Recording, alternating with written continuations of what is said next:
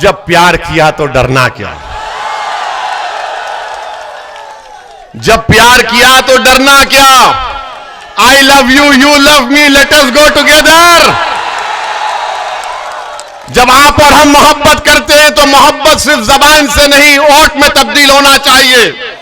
बता दो उन तमाम लोगों को जो टीवी के स्टूडियो में बैठकर बोलते हैं ओवैसी के भाषण को सुनने तो बहुत आते हैं, खुश भी होते हैं, मगर क्या ओठ में तब्दील होगा? ओठ में तब्दील होगा नहीं होगा? होगा तो हाथ उठाओ, होगा तो हाथ उठाओ। और अगर कोई डराएगा तो तुम क्या नारा लगाओगे? वो बच्ची नारा लगाई थी। जब डरोगे तो क्या नारा लगाओगे? क्या नारा लगाओगे? जोर से बोलो, और जोर से बोलो, दबा के बोलो। और मैं अपील करूंगा कि आदरणीय ओवैसी साहब हैं और अपने विचारों को रखें। आदरणीय ओवैसी साहब।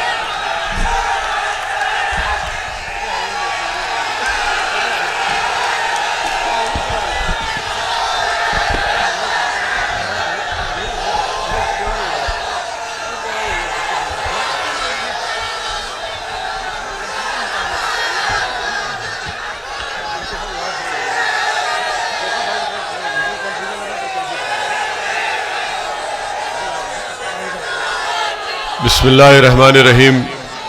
अस्सलाम वालेकुम वरहमतुल्लाहि वबरकातुहू। मंच पर बैठे हुए जनाब बाबू सिंह कुशवाहा साहब, अध्यक्ष जन अधिकार पार्टी व कन्वीनर भागीदारी परिवर्तन मोर्चा, जनाब शौकत अली साहब, सदर अध्यक्ष उत्तर प्रदेश मजलिस इत्तेहादुल मुस्लिमीन, रायबरेली विधानसभा के जन अधिकार पार्टी के प्रत्याशी हमारे भाई राधे श्याम जी, मेरे तमाम मजलिस और जन अधिकार पार्टी के रुफ़ा, मैं आप तमाम का बेहद शुक्रिया अदा करता हूं कि आपने अपना कीमती वक्त निकालकर आज की इस मीटिंग में शिरकत की। आपने तफसीली गुफ्तगू जनाब बाबू सिंह कुशवाहा साहब ने अपने भाषण में, अपनी तकरीर में आपको सुना दी। भागीदारी परिवर्तन मोर्चा ने, जिसका मजलिस भी हिस्सा है, उसमें हमने ये तय किया कि अगर उत्तर प्रदेश की जनता भागीदारी परिवर्तन मोर्चा को सत्ता और इख्तिदार देती है तो 5 साल के दौर में 2.5 साल के लिए पहला मुख्यमंत्री बाबू सिंह कुशवाहा साहब होंगे और दूसरे 2.5 साल के लिए दलित समाज से किसी को उत्तर प्रदेश का मुख्यमंत्री बनाया जाएगा। और ये भी तय पाया कि 3 डिप्टी चीफ मिनिस्टर होंगे, एक अल्पसंख्यक समाज के मुसलमान, एक निषाद समाज से एक डिप्टी सीएम होगा और एक अति पिछड़ा समाज से भी डिप्टी सीएम होगा। ये सामाजिक न्याय की लड़ाई जो आज ओवैसी बाबू सिंह कुशवाहा के साथ मिलकर लड़ रहा है, मैं आपसे अपील करने आया हूं कि पूरे उत्तर प्रदेश में ओवैसी और कुशवाहा एक हो चुके हैं।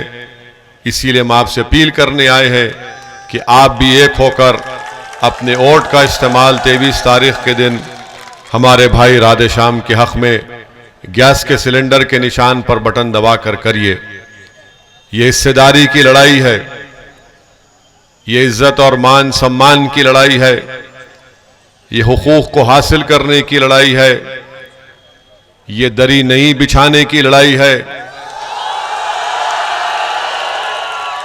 ये बच्चों को शिक्षा दिलाने की लड़ाई है, ये पुलिस के जुल्म से आजाद कराने की लड़ाई है। आपकी आवाज को उत्तर प्रदेश के विधानसभा में पहुंचाने की लड़ाई है ताकि सही मानों में सामाजिक न्याय हो। मेरे अजीज दोस्तों और बुजुर्गों, याद रखिए मेरी इस बात को कि भारत जो हमारा वतन अजीज है और उत्तर प्रदेश की जो सियासत है उसकी एक तल्ख हकीकत है, जिस समाज के पास उसकी सियासी ताकत नहीं होगी उसका कोई राजनेता नहीं होगा, उसकी कोई आवाज को नहीं सुना जाएगा, उसकी तकलीफ को, उसके नाइंसाफियों का खात्मा नहीं होगा। आप में से कोई उठकर पूछेगा कि ओवैसी इसकी मिसाल दो, समझाओ मुझे, मैं तुम्हारी बात को नहीं समझा हूं। आपको समझाने के लिए कह रहा हूं कि मुजफ्फरनगर का कांड हुआ, 50,000 से ज्यादा लोग बेघर हो गए, महिलाओं की इज्जत को लूटा गया। क्या आपने कभी सुना कि किसी को मुजफ्फरनगर कांड में सजा हुई? क्या आपने कभी सुना कि हाशिमपुरा और मलियाना में अभी तक इंसाफ नहीं मिला? और फिर हालिया मिसाल देता हूं, लखीमपुर खीरी में क्या हुआ? भारत के प्रधानमंत्री और उनका मंत्री की गाड़ी और मंत्री का नाखलक बेटा गाड़ी चलाकर 4 किसानों की जान ले लेता है। क्या मंत्री को नरेंद्र मोदी ने अपनी मंत्रिमंडल से हटाया?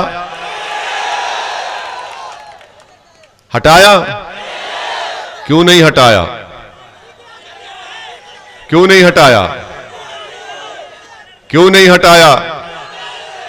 इसलिए नहीं हटाया कि नरेंद्र मोदी जानते हैं कि अगर टेनी को हटाया तो उनके साथ जो लोग खड़े हैं उनका वोट नहीं मिलेगा। उनको हटाएंगे तो उनका वोट नहीं मिलेगा। इसलिए भारत के प्रधानमंत्री और उत्तर प्रदेश के मुख्यमंत्री सिर्फ उन्हीं को आंख दिखाते हैं, उन्हीं के सामने अपना 56 इंच का सीना दिखाते हैं जो डरते हैं। ना टेनी के घर पे बुलडोजर गया, ना टेनी को मंत्री से हटाया गया, इसलिए कि उनके साथ जो लोग खड़े हैं उनकी वोट की अहमियत है। और जब बात आएगी कमजोर पिछड़ों की तो उनको दबाना, उनको कुचलना, ये तमाम पार्टीज की जिम्मेदारी है। ये सब समझते हैं कि इनको दबा के रखो, डरा कर रखो। यही लड़ाई हम और बाबू सिंह कुशवाहा साहब लड़ रहे हैं। अगर कानून टेनी के लिए बराबर है तो सबके लिए बराबर होना चाहिए, मगर कानून सबके लिए बराबर इस्तेमाल नहीं होता। कानून तो बराबर है मगर इस्तेमाल नहीं होता है। मेरे अजीज दोस्तों और बुजुर्गों, आप यकीन जानिए कि हमारे यहां से जाने के बाद कल से जो चोर किस्म के लोग हैं,